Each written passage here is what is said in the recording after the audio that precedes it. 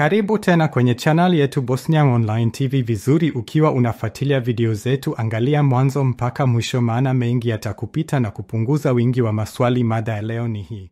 Haya sasa, assalamu alaikum wa rahmatullahi ta'ala wa barakatuh. Amani iwe juu yako.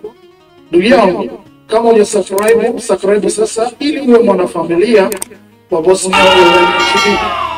Faida ya kusubscribe, tunapoleta video mpya mtandaoni kupitia mtandao wa YouTube, ikiwa tayari umeshasubscribe, inakuwa ni mara moja kuona video zetu mpya.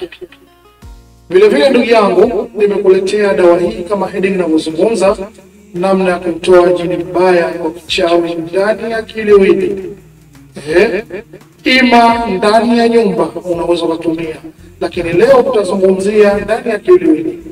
Cha kufanya, tafuta mizizi 7 ya mkuu usiku. Jinsi vya kumuia na kukata mti huo tayari huko nyuma nishawahi kuzizungumzia video mbalimbali.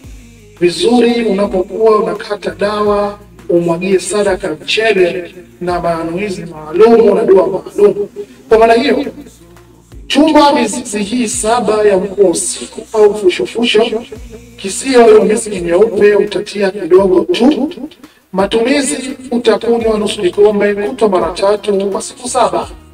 Siku ya kuandika ni vyema ukatumia siku ya Jumatano saa 3 Jumatano saa 3 ina maana utoridi kama rizwale mushtara miri.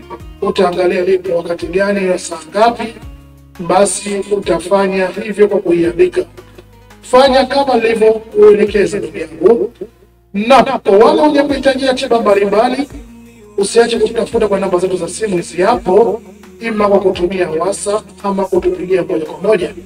Vile vile, ikiwa una hoja ama neno ama mchango wa maoni, unaweza ukaweka comment chini ya hii video. Vile vile, kwa wale wenye shida zao mbalimbali, tutafuteni.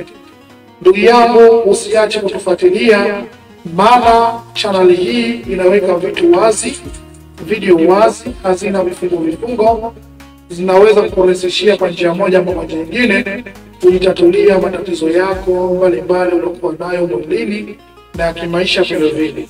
Na vile vile, ikiwa hujafahamu, unaweza ukanitafuta kwa kunipigia namba zangu za simu hizo nilizozieleza awali. Mwisho wa video hii ni mwanzo wa video nyingine. Asante.